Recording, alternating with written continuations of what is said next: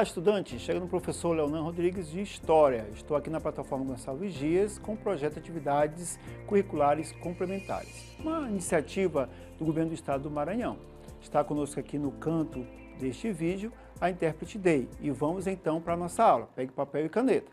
Bom, o nosso conteúdo hoje desta aula é patrimonialismo, autoridade pessoal e tradição sagrada. E dentro desse conteúdo nós vamos trabalhar sobre a República Oligárquica Brasileira, que data aí de 1894 até 1930. É importante entender todo o processo de nascimento da República e que esse processo de nascimento da República, ele não objetivou a todos, a participação de todos. Claro que o discurso era que todos seriam incluídos, até mesmo aqueles que acabavam de ganhar liberdade, com a lei de fim da escravidão. Mas não foi bem assim a história do Brasil, do nascimento da República.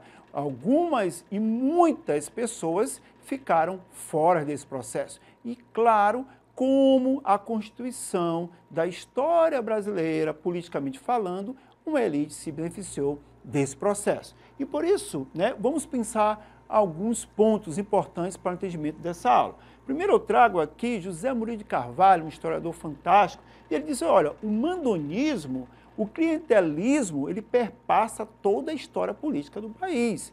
Então, quando se fala de história política do Brasil, nós temos que entender isso, claro, desde o período colonial, imperial, chegando na República, o clientelismo e também o mandonismo estão presentes, seja no período colonial, a figura ali do senhor de engenho, seja no próprio império, com a figura dos imperadores, chega na República também, que acreditava-se que então agora passaríamos a ter um ambiente mais democrático, federalista, e passa então a um projeto republicano que continua com as mesmas características de outrora politicamente. E o patrimonialismo, segundo Raimundo Faoro, ele se destaca como a principal característica que influencia o desenvolvimento e o subdesenvolvimento do Estado brasileiro. Então, patrimonialismo, de você não entender o que é público e privado, ou dos seus interesses privados estarem, de fato, dentro ou se convergirem nos interesses públicos. Isso a gente vai ver muito dentro desse processo da República Oligárquica Brasileira de 1894 até 1930. Bom, também é entender que o Estado brasileiro ele estava ali nesse período sob o comando da oligarquia cafeeira. E aí, assim, trazer um pouquinho aqui a nossa memória. Nós iniciamos uma república com os militares, que por muito tempo permaneceram dentro do cenário de autoridade do Estado. Ou seja, a ideia é que o Brasil surgisse logo com o presidente, uma república. Não foi bem assim. Vamos colocar os militares, porque existia, claro, ali um medo, um temor de que os outros grupos pudessem se voltar contra a essas autoridades. Então, é necessário um braço forte, centralizado, entendiam a elite brasileira naquele momento, então os militares assumiram. Só que os militares assumiram, começaram com um governo bem desastroso, problemas econômicos, políticos, então, claro, essa elite e a elite cafeeira, entendendo que poderia perder algo mais, então tratou logo de mudar e de tornar-se, então, o centro do poder no Brasil, na República, então, nascente. Então, por isso que o Estado brasileiro ele vai estar sob o comando da oligarquia cafeeira, de um pequeno grupo de produtores que vai tomar de conta do país nesse período inicial da República. Iniciando a partir, claro, do primeiro pleito presidencial, direto da história do Brasil, em 1894, que aí você tem, então, o Partido Republicano Paulista, a partir de Prudente de Moraes, que é então o presidente, que era, claro, cafeicultor, que fazia parte dessa oligarquia cafeeira, e ele, então, vai ser considerado aí como o fiel porta-voz dos grandes produtores de café de São Paulo. Então, por conta disso, ascende ele enquanto presidente da República. E aí você tem claramente o que Raimundo Faoro falou ainda há pouco, sobre o patrimonialismo dentro da política brasileira. Bom, e aí, gente, é importante compreender que nós estamos falando de uma oligarquia cafeeira. O café, ele substitui a produção que outrora era de exportação, que alimentava a elite colonial, que era o açúcar, e ele passa a ser, então, agora o café. Nós saímos, né, eu até brinco que nós não saímos do café da manhã, saímos do açúcar e passamos para o café. Então, o café é a bola da vez, é de fato o produto ainda monocultor, exportador, grande propriedade, né, fundiária, e que vai ser, naquele momento ali, o carro-chefe da economia brasileira. Então, tudo que era produzido de café era exportado. Tá? Então, por isso você tem essa elite. Bom, e aí é necessário, para que essa oligarquia permaneça no poder, ela tem em suas mãos alguns mecanismos de poder oligárquico. E esses mecanismos de poder oligárquico vão fazer com que, sem sombra de dúvida, né, e não pode ter margem nenhuma, né, que eles possam colocar em perigo esse poder. Ou seja, bom, tem um grupo ali que está se organizando, tem algum Estado que está se organizando, nós temos que frear, nós temos que ter dentro, né, da esfera do governo, da esfera do Estado brasileiro, da República Brasileira, mecanismo que nós continuemos mandando, que nós também continuemos a fazer o que bem nos interessar, porque, de fato, a nossa condição é patrimonialista. Tá? Então, era necessário ter esses mecanismos. E aí nós temos mecanismos que vão, claro, desde a conjuntura econômica, política e social. Bom, o primeiro mecanismo é a política do café com leite. Né? Erroneamente, se entende o seguinte, São Paulo era o produtor de café e Minas Gerais era o produtor de leite. Não. Na verdade, essa política do café com leite, ela vai articular dois poderes oligárquicos aí na esfera federal, que era a alternância de poder entre São Paulo e Minas Gerais. São Paulo, claro, produtor, né, de café, principal, o maior produtor de café, e Minas Gerais, que era do Partido Republicano Mineiro, era o maior colégio eleitoral.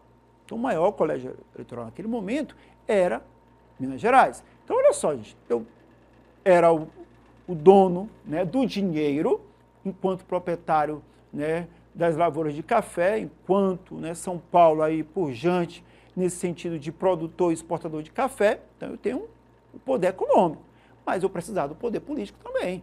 E o poder político está com quem? Com Minas Gerais, enquanto maior colégio eleitoral. E aí, assim, entenda, gente, não são todos que podem votar nesse período. Tá? Então, de uma população, naquele momento, você tinha mais ou menos aí 2% da população, do total da população que podia votar. Então, era quem podia votar, era somente quem estava ali dentro aqui, o mais próximo da elite. Então, eram poucos. Não era amplamente, né, um quantitativo de eleitores naquele período. Era muito pouco. Então, desses 2%, né, você tinha o maior colégio eleitoral, que era Minas Gerais. Então, eles tinham poder de escolher. E aí, eles tinham poder político. E São Paulo tinha um poder econômico. Por isso que essa política vigorou por muito tempo. O Partido Republicano Paulista e o Partido Republicano Mineiro alternavam-se no poder. Então, primeiramente foi um presidente de São Paulo, depois de Minas Gerais, até que em um certo momento, esse é um assunto mais para frente, né, há uma quebra nessa política. Então, o Estado brasileiro ele vai defender, né, os interesses do sucesso da cafeicultura. Então, essa política ela é feita exatamente para defender esse sucesso da cafeicultura. Não é para defender os interesses de toda uma nação republicana que nasceu naquele momento. Era para os interesses, né, de uma classe, de uma elite. E por isso que essa política do café do leite, ela foi, né, de fato, um mecanismo de manutenção desse poder oligárquico. Estava ali São Paulo e Minas Gerais na alternância do poder. Deputados que eram fiéis ao presidente. Então, olha só, estes governadores ou esses presidentes de Estado, eles precisavam desse apoio, tanto do presidente como dos senadores e também, claro, né, desses deputados. E aí, o que acontece? As eleições estaduais, elas não tinham diretamente uma interferência do presidente, ele não interferia, porque era, de fato, um espaço em que estes presidentes, governadores, né, deveriam atuar juntamente com esses deputados. A ideia aqui, dentro desse mecanismo aqui de poder oligárquico chamado política dos governadores, é que eles, dentro dos estados, pudessem fazer a política, né, dentro daquele território, na qual os senadores e deputados fossem eleitos alinhados ao presidente, seja ele de São Paulo, seja ele de Minas Gerais. Então é importante esse mecanismo, e aí eles constituem até mesmo, dentro do governo federal, uma comissão de verificação de poderes. Era uma espécie ali, né, de pessoas que estavam vigiando os governadores para ver se realmente aqueles deputados e senadores eles estavam alinhados ou não ao presidente. Claro que isso nós não temos hoje no nosso cenário político, mas o que aconteceu aqui? Eles precisavam, tanto São Paulo como Minas Gerais, que alternavam o poder federal, eles precisavam garantir que esses deputados e senadores fossem do seu lado. E aí, ó, eu não mexo dentro do processo eleitoral lá dos estados, e aí os presidentes, né, que eram os governadores atualmente, poderiam fazer a política deles por lá, certo que eles deveriam, então, fazer com que tanto senadores quanto deputados fossem eleitos alinhados ao presidente, ao governo federal. Então, é um outro mecanismo de tentar manter-se no poder, o poder oligárquico dos cafeicultores, de se manter no poder aqui na nossa República Brasileira oligárquica, que vai de 1894 até 1930.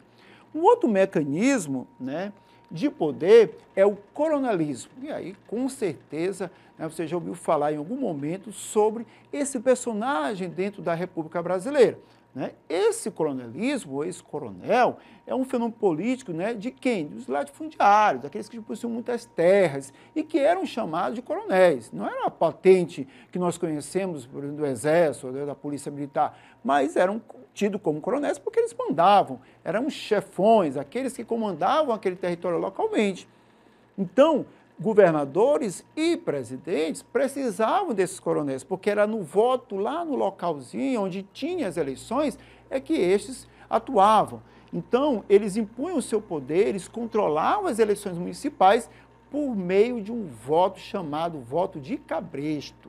Tá? Esse voto de cabresto é exatamente para simbolizar este instrumento de controle dos animais que nós temos. Então, você tem um cavalo, um burro, um jumento, você coloca um cabresto, às vezes feito de couro, de corda, para controlar, o guia ali para controlar para onde o animal deve ir. A mesma coisa acontecia com o coronel. Então, aquele sujeito que morava dentro das suas terras, né, que eram a perder de vista, eles deveriam votar nos seus candidatos. Ele deveria votar no seu interesse particular. Então, olha só, alinhava-se o presidente, alinhava-se os governadores, alinhava-se os coronéis. Vejam sobre essa hierarquia de poder. Nós temos o poder central, o poder federal, o poder estadual e o poder local. Então, esses coronéis, eles controlavam muito bem e estavam alinhados aos governadores, que estavam alinhados aos presidentes, no caso, aí, essa política oligárquica entre São Paulo e Minas Gerais. Então, o Estado organizado a partir dos seus interesses. Então, os interesses também desse coronel. Então, nada, claro, ia de encontro a seus interesses, nem lá no Estado, nível, né, local, nem muito menos em nível federal. Então, observem, gente, que nós temos esses três mecanismos de poder da política oligárquica da nossa República Brasileira, do início da nossa República Brasileira. Então, eram mecanismos, né, que favoreciam a perpetuação do poder na mão de dois grupos, tanto do Partido Republicano Paulista como o Partido Republicano Mineiro. Bom, e como é que é essa economia, né, nesse período? Claro, se nós estamos falando desde o início desta aula que quem comandava era uma elite cafeicultora, claro que o principal produto, né, da economia era o café. Então, era para exportação, né? Então, você tem um período de crescimento da produção mundial, outros lugares também produzem café, e aí você tem o que? A concorrência. Quando você tem a concorrência, logo o preço, ou seja, muito produto no mercado, o preço tende a cair. É uma lei, né, chamada lei da oferta e da demanda. Então, muita oferta, né, de produto, o preço tende a cair. A demanda continua a mesma, então o preço vai cair. E aí o que é que acontece? Você tem uma crise aqui no Brasil, nesse período de superprodução. Muito café e o preço lá embaixo. E quem eram os prejudicados? Os cafeicultores, porque não iam ter a mesma lucratividade que outrora eles tinham. Então, olha só, dentro dessa economia, né, da República Oligárquica, eles tinham que dar algum jeito, alguma política que viesse, né, de contrário a essa crise, de contrário, né, a esse problema da superprodução. E o que vai acontecer, então? Eles, então, vão realizar o chamado Convênio de Taubaté, em 1906. esse convênio de Taubaté, os governos de São Paulo, de Minas Gerais e também do Rio de Janeiro, eles vão comprar a safra para diminuir a oferta. Ou seja, tinha muito café no mercado. Então, peraí, vamos comprar, vamos estocar. Mas quem vai comprar? É os governos. É os estados aqui que vão comprar esse café. Bom, mas esse governo não são os cafeicultores que fazem parte? Sim, por isso o patrimonialismo. Porque eles utilizam o Estado a serviço deles, para eles, em benefício deles. Então, esse convênio de Taubaté, né, eles compraram um produto café, estava sobrando no mercado, tinha muito café. Isso valorizava, claro, os preços. Pouca oferta, com a mesma demanda, os preços tendem a subir. Só que essa medida, ela vai pesar em quem? Em quem paga os impostos. Por quê? Porque os cofres públicos, eles são derivados dos impostos pagos por toda a população. Então, como eu tenho que comprar, eu vou tirar dinheiro do cofre público. E para eu tirar dinheiro do cofre público, eu tenho que aumentar os impostos. Então, olha só, você tem uma oneração aqui dos cofres públicos e você tem um aumento de impostos. Ou seja, quem paga a conta é a população como um todo. Muito diferente do que nós presenciamos, né, em alguns momentos da nossa mais recente política econômica brasileira. Né? Aumento de impostos para que você possa, de fato, recompor os valores que tem nos cofres públicos. Então, essa foi a política nesse período, que foi o Convênio de Taubaté em 1906. Bom, e aí, essa economia, né, ela tinha outros produtos também de exportação. Ainda se produzia açúcar, então se exportava em quantidade menor do que nós tínhamos lá no período colonial, mas você ainda exportava o açúcar, a borracha, né, e aí você vai ter a ideia daquela questão toda dos seringais, que vão trazer uma série de problemas também de conflitos, né, territoriais, e o cacau. Tá? E aí, nesse período, né, em que os cafeicultores observavam desses ciclos, né, econômicos em que o café, ora tinha um preço mais embaixo, ora tinha um preço mais em cima, eles começaram a investir em um outro, né, movimento econômico, que é no setor industrial. Então, há um crescimento do setor industrial, né, desenvolvimento de alguns setores, como o setor têxtil, de alimentos, bebidas, né, produção de calçados, né, que estavam se estabelecendo principalmente ali em São Paulo e no Rio de Janeiro, que explica muito a concentração industrial que nós temos hoje no Brasil, exatamente ali na região do Sudeste, tá? Onde você tem as maiores indústrias hoje brasileiras estão lá. Então, elas começam aqui. Então, esses cafeicultores começaram a pegar o valor, o capital que eles então tinham em relação à exportação do café e começaram então a investimentos na área da industrialização do país, que ainda começa de uma forma bastante tímida, tá? O trabalho nas fábricas, a mão de obra era imigrante, né, infantil e feminina, por sinal, né, longa jornada de trabalho, baixo salário, e não tinha nenhuma lei trabalhista. É o que nós vamos ver na próxima aula, né, de falar um pouco sobre o movimento operário. Então, esse era o contexto, né, dessa industrialização que nascia. Exploração do trabalho, tá, da força de trabalho, e principalmente com a negação de direitos. Bom, então vamos para o nosso exercício, né? Vamos ver se as informações, os conhecimentos que nós aqui falamos, se a gente consegue responder uma questão. Bom, nós temos aqui uma questão do Enem 2009, né? E diz o seguinte, olha, a figura do coronel era muito comum durante os anos iniciais da República, principalmente nas regiões do interior do Brasil. Normalmente, tratava-se de grandes fazendeiros que utilizavam seu poder para formar uma rede de clientes políticos e garantir resultados de eleições. Era usado o voto de cabresto, por meio do qual o coronel obrigava os seus eleitores, né, do seu curral eleitoral, do seu espaço, a votarem nos candidatos apoiados, claro, por ele. Como o voto era aberto, né, os eleitores eram pressionados e fiscalizados, né, pelos seus capangas, né, para que votassem de acordo com os interesses, né, do coronel. Mas recorriam também, né, a outras estratégias, como a compra de votos mesmo, né, eleitores fantasma, que apareciam na ocasião, troca de favores, fraudes também nas apurações, né, dos escrutínios e também a violência. Né? Então, olha só, tudo isso aqui são características desse voto a partir dos coronéis localmente falando. Então, vamos ver a pergunta. Com relação ao processo democrático do período registrado no texto, né, é possível afirmar o quê? Bom, letra A. O coronel se servia de todo tipo de recurso para atingir seus objetivos políticos? Letra B. O eleitor não podia eleger o presidente da República? C. O coronel aprimorou o processo democrático ao instituir o voto secreto? Letra D. O eleitor era soberano em sua relação com o coronel? Letra E. Os coronéis tinham influência maior nos centros urbanos? Algumas alternativas aqui de cara a gente pode já descartar, como o coronel aprimorou o processo democrático, ao instituir o voto secreto? Não, de forma nenhuma, não tinha voto secreto, era aberto. O eleitor também não era soberano em suas relações com o coronel, e muito menos os coronéis tinham essa influência maior nos centros urbanos, porque as suas localidades estavam muito mais nos centros rurais. Então, a resposta que nós temos aqui é que a letra A, o coronel se servia de todo tipo de recurso, nós vimos aqui no texto todos os recursos de compra, de fraude, do processo eleitoral para atingir, claro, os seus objetivos políticos. Ok? Bom, a aula termina aqui, mas você deve acessar o seu plano de estudo, né, para mais informações, orientações e questões. Aproveite e bons estudos. Minha gratidão e até a próxima aula.